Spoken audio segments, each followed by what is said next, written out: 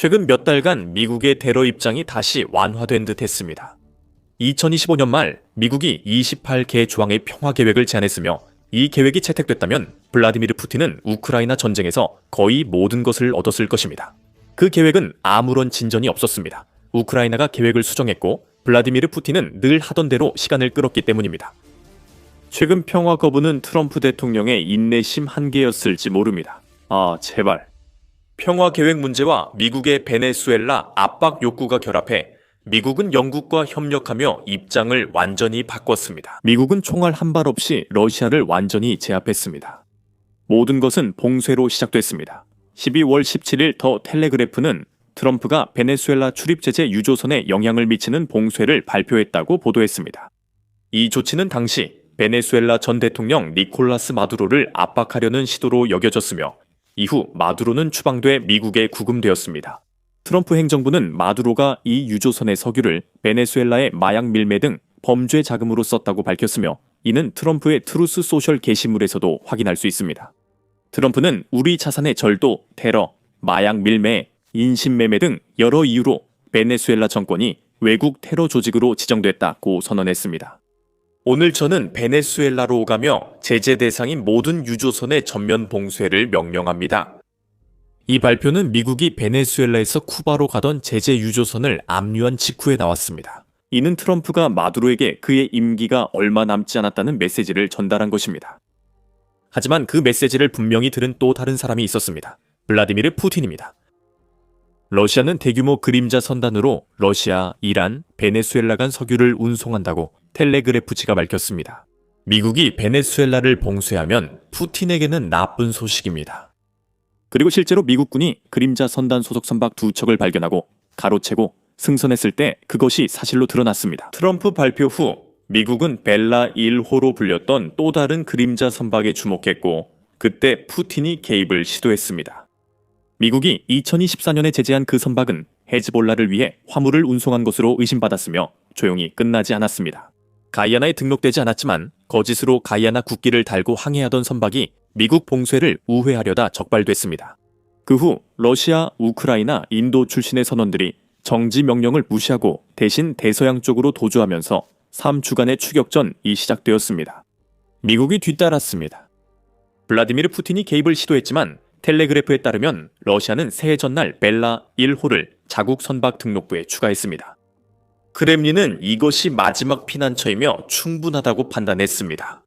도널드 트럼프와 블라디미르 푸틴 간의 개인적인 관계를 차치하더라도 미국이 추적을 포기할 것으로 예상할 수도 있었습니다. 텔레그래프는 해당 선박이 베네수엘라 도착 전 되돌아갔고 석유 운반도 없었으며 승선이 국제법 위반과 외교적 문제를 일으킬 수 있었다고 보도했습니다. 그러나 크렘린은 오판했습니다. 미국은 벨라1 추적을 포기하지 않고 계속 승선하려 했고 이로 인해 크렘린의 질책을 받았습니다. 미국은 신경 쓰지 않고 선박을 차지하려 했습니다.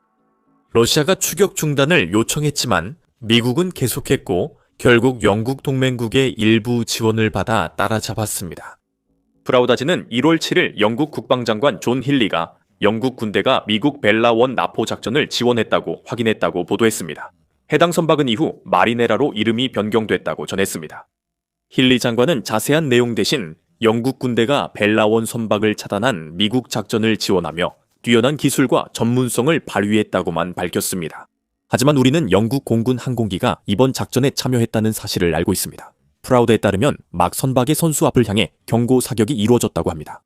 미국은 더 이상 러시아의 구걸이나 회유, 협박을 받아들이지 않기로 했습니다. 봉쇄는 계속되고 미국을 피해 베네수엘라로 석유를 들이거나 내보내려는 선박도 모두 차단할 것이라고 했습니다. 벨라1의 납포는 블라디미르 푸틴에게 보여줬습니다. 미국이 진심이라는 것을 보여줬습니다. 러시아 대통령 블라디미르 푸틴이 도널드 트럼프와의 관계가 충분히 돈독하다고 믿어서 자신의 영향력을 이용해 트럼프가 러시아의 사업을 방해하지 못하게 할 수 있다고 생각했더라도 말입니다. 미국뿐 아니라 벨라1이 역류된 1월 7일 유나이티드 24 미디어도 이를 보도했습니다. 미국은 이어서 카리브해를 항해하던 러시아가 운영하는 두 번째 유조선 MTI 소피아호를 압류했습니다. 이 유조선은 국적기가 없고 미국 제재해 운영됐다고 매체는 전했습니다. 미국 남부사령부가 공개한 영상에는 미군이 소피아호에 오르는 장면이 있습니다. 소피아호는 등록 서류 없이 운항 중이었던 것으로 전해졌습니다. 미국 국토안보부 장관 크리스티 놈은 X를 통해 벨라1호와 모토르 탕칼 소피아호의 납포 소식을 알렸습니다. 전 세계 범죄자들에게 경고합니다. 도망칠 수 있어도 숨을 순 없습니다. 우리는 미국 국민을 지키고 어디서든 마약 테러 자금 차단 임무를 멈추지 않겠습니다. 놈 장관은 이번 조치가 마두로보다 푸틴을 더 겨냥한 것 같다고 밝혔습니다. 이들이 체포될 때 마두로는 이미 감옥에서 힘든 시간을 보내고 있었습니다. 미국은 푸틴에게 제재된 러시아 선박들이 베네수엘라 근처에 접근하는 것을 반기지 않는다는 점을 분명히 알리고 있는 듯합니다. 러시아의 지도자는 이 두 대의 그늘진 선박 유조선이 납포되면서 큰 타격을 입었습니다. 그러나 그가 도널드 트럼프와의 관계로 이 상황을 해결할 수 있다고 생각했다면 큰 착각이었습니다. 1월 8일 인디펜던트와 알자지라 모두 도널드 트럼프가 러시아 에너지 수출을 구매하는 국가에 제재를 가하는 법안을 지지했다고 보도했습니다. 도널드 트럼프가 법안에 서명했다고 린지 그레엄 상원 의원이 밝혔고, 이 법안은 최대 500까지 관세 부과를 가능하게 했습니다.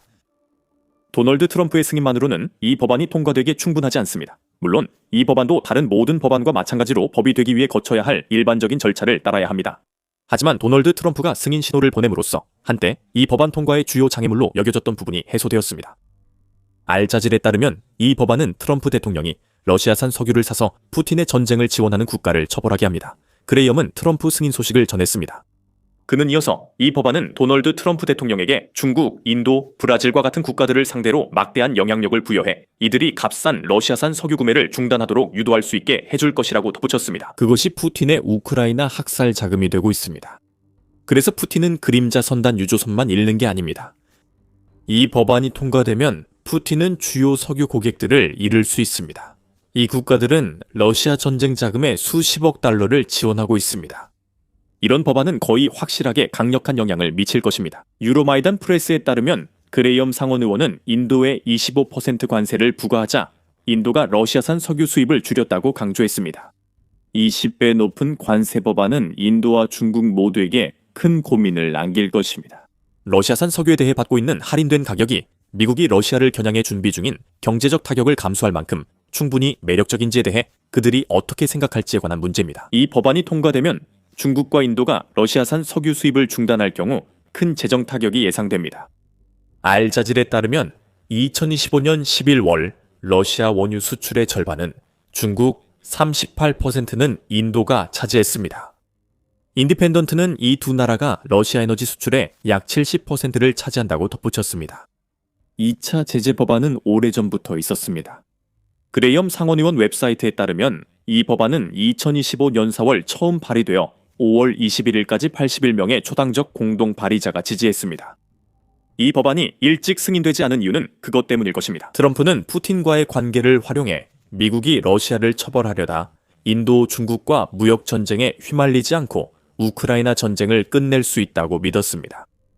하지만 푸틴이 몇 달 동안 평화 협상을 거부하고 이어서 베네수엘라를 둘러싼 미국의 봉쇄를 노골적으로 무시한 것이 트럼프를 한계까지 몰아넣은 것으로 보입니다. 앞으로 몇 주나 몇 달 내에 500관세 법안이 제정될 가능성이 높아 보입니다.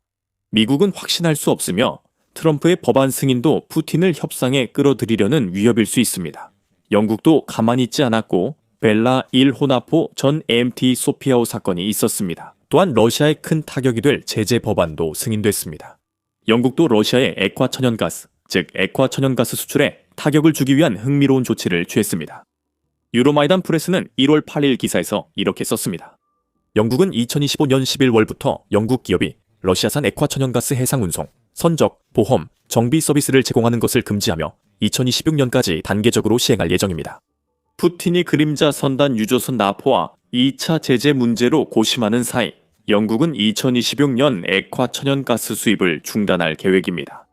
이 조치는 러시아산 LNG의 영국 수출에 영향을 미쳐 주목됩니다. 그리고 이 조치는 이러한 수출을 중단하는 데 있어서 영국이 유럽연합, 즉 EU보다 앞서 있다는 점에서도 하나의 사례가 됩니다. 유로마이단 프레스에 따르면 EU는 러시아 액화 천연가스 운반선에 동등한 조치를 취하지 않고 2027년 1월까지 액화 천연가스 수입 금지를 선호하고 있습니다. 그린피스, 라조무이스탄 등 40개 시민사회 단체 연합은 이 기한이 너무 늦었다고 지적하며 그 주장에도 일리가 있습니다. 러시아는 유럽연합에 LNG를 팔아 큰 수익을 얻고 있습니다. 1월 8일 아이리시 인디펜던트는 EU가 여전히 러시아산 LNG에 의존한다고 보도했습니다. 2026년 에도 EU에 에너지 제품 수입이 줄어들 조짐이 없다고 합니다. 이 매체는 2025년에 북서 시베리아 야말 프로젝트에서 생산된 1억 9,700만 톤의 액화 천연가스 중 761만 톤이 EU로 수출됐다고 보도했습니다. 러시아 공급업체에서 구매한 이 액화 천연가스는 720억 유로, 약 839억 달러. 수익을 러시아 액화 천연가스 기업에 제공했고 모든 수익은 크렘린이 과세합니다. 유로마이단 프레스는 EU의 러시아산 액화 천연가스 의존 문제에서 야말 프로젝트를 주목합니다. 그린피스에 따르면 야말 프로젝트는 2022-2024 연 액화 천연가스 판매로 약 400억 달러를 벌었고 크렘린은 이 중 95억 달러를 세금으로 거뒀습니다. 이 자금은 푸틴의 특별 군사 작전에 사용됐습니다. 유로마이단 프레스에 따르면 이 돈이면 샤이드 드론 27만 1천 대를 만들 수 있는 금액입니다. 즉, 유럽연합이 러시아산 액화 천연가스 의존을 천천히 줄이면서 푸틴이 우크라이나 장거리 타격 전략을 계속 유지하도록 돕고 있습니다. 러시아산 액화 천연가스 기존 제재도 어느 정도 효과가 있었습니다. 12월 25일 로이터 통신은 러시아가 연간 1억 톤 액화 천연가스 생산 목표를 수년간 미룰 수밖에 없었다고 보도했습니다. 하지만 다시 말하지만 더 조치가 필요합니다. 영국은 했지만 EU는 미적거리고 있습니다. 유로마이단 프레스는 야말 프로젝트가 15척의 아크7 쇄빙 탱커에 의존하며 이 중 6척이 영국에 기반을 두고 있어 영국 제재를 받고 있다고 밝혔습니다. 또한 5척은 그리스의 다이나가스가 운영합니다. 이 두 나라가 러시아에 필요한 아크7 탱커 15척 중 11척을 제공합니다. EU가 그리스 탱커에 자국 선박과 같은 조치를 하면 야말 프로젝트 수출 대부분이 중단될 수 있으며 러시아는 이를 대체할 수 없습니다. 제재로 러시아는 아크-B 섬에서 시험 운항만 가능하며 직접 건조를 시도 중입니다. EU가 영국처럼 대담한 조치를 취할 용기가 있는지 지켜봐야 합니다. 회원국들 중 상당수가 여전히 러시아산 LNG에 의존하고 있기 때문에 EU가 앞으로 어떤 조치를 취할지가 중요합니다. 하지만 주요 내용은 미국과 영국 모두 러시아의 에너지 수출을 강력히 단속하고 있다는 점입니다. 벨라 1호의 경우 제재를 받은 선박을 단속하기 위해 양국이 심지어 협력하기도 했습니다. 러시아의 경우 미국과 협상하던 단계에서 경고를 거쳐 이제는 군사행동까지 포함될 수 있는 노골적인 긴장 고조 위협으로까지 나아갔습니다. 미국이 그림자 선단 선박을 계속 표적 삼으면 최소 한 명은 위협하고 있습니다. 1월 7일 유나이티드 24 미디어는 러시아 국가두마 국방위원회 제1부위원장 알렉세이 자라블료프가 군사행동과 핵 대응까지 위협하기 시작했다고 보도했습니다. 자라블료프의 발언은 러시아가 베네수엘라와 자국 그림자 선단에 관한 상황을 더 합리적으로 보기 시작했다는 의미입니다. 두마 관계자는 군사 대응으로 어뢰 공격이나 미국 보트 침몰이 필요하다고 말했습니다. 벨라 1호에 대해 이야기하면서 그는 이것은 해적 행위에 불과합니다. 무장한 미 해군이 민간 선박을 납포한 것은 본질적으로 러시아 영토에 대한 공격과 다름없습니다. 라고 덧붙였습니다. 해당 유조선이 우리 국기를 달고 있었기 때문입니다.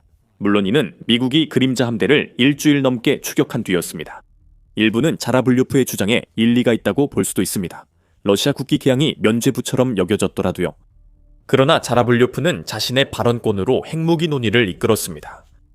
우리가 단호하고 신속하게 대응해야 한다는 데에는 의심의 여지가 없습니다. 우리의 군사 교리는 이런 공격에 대응해 핵무기 사용까지도 상정하고 있습니다. 그는 특히 입수된 정보에 따르면 러시아 잠수함과 다른 러시아 군함 몇 척이 그 선박 근처 어딘가에 있었다고 말했습니다. 러시아 당국자들은 핵 위협에 자주 의존합니다. 또 그 발언이 자라블료프의 생각인지 푸틴이 측근을 통해 말하는 것인지는 알 수 없습니다. 미국과 영국이 러시아의 그림자 선단과 제재를 통해 하고 있는 일이 러시아를 동요하게 만들었다는 점만은 분명해 보입니다. 그게 핵심입니다. 푸틴이 동요하는 것이 미국과 영국의 의도처럼 보입니다. 이 사건들은 푸틴을 굴욕스럽게 만들고 그가 주장한 것보다 훨씬 약함을 드러냈기 때문입니다. 텔레그래프는 1월 7일 기사에서 이를 지적했고 수석 해외 특파원 에이드리언 블롬필드가 이렇게 썼습니다. 25년이 넘는 세월 전에 권력을 잡은 이후로 블라디미르 푸틴은 워싱턴이 자신을 강대국의 지도자로 대우해주기를 갈망해 왔습니다. 냉전 시절처럼 미국과 동등한 존재로 대우받기를 원했던 것이죠. 하지만 북대서양의 차가운 바다에서 트럼프 씨는 러시아를 작은 존재로 취급하며 그 대통령을 가장 굴욕적인 방식으로 무시해버렸습니다. 러시아 무시는 푸틴에게 특히 아플 수밖에 없습니다. 미국이 푸틴의 마두로 지지 시도를 이미 무시했기 때문입니다. 미국의 마두로 체포 작전과 이 작전이 푸틴에게 미칠 영향에 대해 영상으로 다뤘습니다. 전체 내용은 영상 참고하시고 핵심은 마두로 체포로 푸틴의 남미 영향력이 크게 약화된다는 점입니다. 미국과 영국이 그림자 선단 선박을 직접 겨냥하면서 강경 지도자 푸틴에게 또 한 번 타격을 주고 있습니다. 그의 갑옷에도 금이 가기 시작했습니다. 미국은 푸틴의 반응에 신경 쓰지 않는다는 점을 푸틴에게 분명히 밝히는 데에도 주저하지 않았습니다.